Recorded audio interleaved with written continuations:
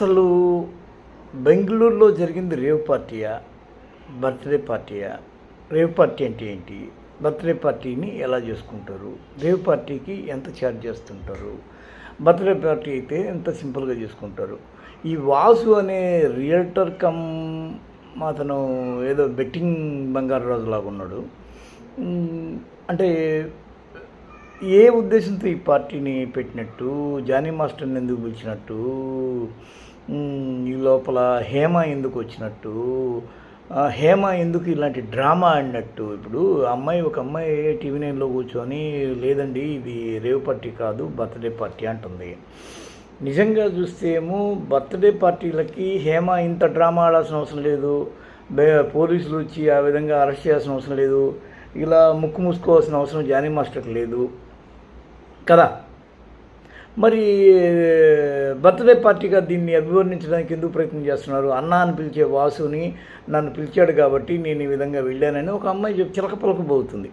అసలు rave party అంటే ఏంటి అని చూస్తే, రేవ్ పార్టీ అనే పదము, ఈ రేవ్ అనే పదం జమైకా అనే భాషలోంచి పుట్టిందని అంటారు.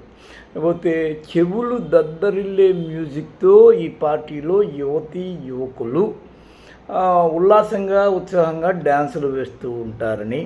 లేకపోతే రేవ్ పార్టీ అంటే ఆల్కహాల్తో పాటు డ్రగ్స్ కూడా ఉంటాయని. ఇప్పుడు బెంగళూరు పోలీసులు చెప్పేది ఏంటంటే డ్రగ్స్ కూడా భారీ ఎత్తున పట్టుబడ్డాయని. చీకటి గదిలో లేజర్ లైట్ల వెలుగులో మ్యూజిక్ ప్లే చేస్తారని. Food, cool drinks, alcohol, cigarette, cocaine, hashish, charas, LSD ఒక్కటేమిటి యువత అన్నీ మరిచి చిందులు వేయడానికి ఈ పార్టీలో సకల సౌకర్యాలను ఏర్పాటు చేస్తారని అంటారు. అయితే రేవ్ పార్టీకి పరిచయస్తుల్ని ఆహ్వానిస్తారట. అంటే ఇప్పుడు వాసుకి ఓ జానీ, ఒకపోతే హేమ లాంటి ఎక్స్క్లూజివ్ ఆయనకి బాగా పరిచయం ఉంటారు. అలాంటి వాళ్ళని పిలుచుంటారా? లేకపోతే కొత్త వారిని రేవ్ పార్టీలకి అనుమతించారట. కారణం ఏంటంటే సెక్యూరిటీ థ్రెట్ అధికంగా ఉంటుంది. వీళ్ళ ద్వారా సమాచారం బయటికి పొక్కి అది పోలీసులు చేరి ఇదిగో ఈ విధంగా బెంగళూరు విధ్వంసంలాగా జరుగుద్ది, ఆ ఘటనలాగా జరుగుద్ది అనే ఒక కోణంలో కొత్త వాళ్ళని పిలవరు అని ఒక మాట.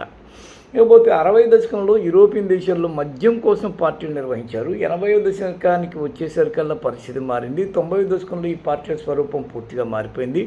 డ్రగ్స్ వాడకం షరామామూలైపోయింది. అంతేకాదు సెక్స్ కాక్టైల్స్ కూడా రేవ్ పార్టీలో కామన్ అంటారు. ఈ పార్టీని 24 గంటల నుంచి 3 రోజుల పాటు 24 to 72 ఇతను పెట్టింది, వాసు పెట్టింది చూస్తుంటే సన్ రైజ్ టు అదేదో పేరు పెట్టాడు దానికి, sunrise to sunset, sunset to sunrise ఏదో ఒక పేరు పెట్టాడు ఎవరు ఈ వాసు అనే నిర్వాహకుడు. ఫస్ట్ ఈ పార్టీలు గోవాలో మొదలయ్యాయి. అసలు ఒక రేవ్ పార్టీ టికెట్టు తీసుకుంటే సుమారు 50 లక్షల వరకు ఉంటుందని కూడా అంటారు. నువ్వు రేవ్ పార్టీకి పోవాలి అంటే భారీ ఎత్తున ధనాన్ని వెచ్చించగలిగి ఒక కెపాసిటీ ఉన్నప్పుడే ఆ పార్టీకి నువ్వు పోగలవు. అంటే రేవ్ పార్టీ మీనింగ్ ఏంటంటే ఎంజాయ్మెంటు, అది ఏంటంటే అన్లిమిటెడ్ ఎక్స్ట్రీమ్ లెవెల్ ఆఫ్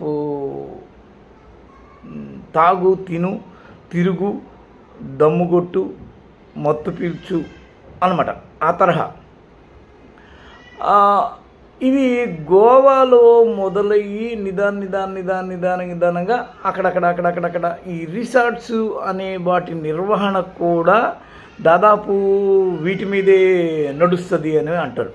ఇప్పుడు రిసార్ట్ ఉంది, రిసార్ట్ని భారీ ఎత్తున కట్టేసుకుంటారు. ఆ కట్టేసుకున్న దాన్ని ఏదో ఒక రకంగా ఎవరో ఒకరు ఎట్టో ఒకటి వాడకపోతే దాని పరిస్థితి ఏంది?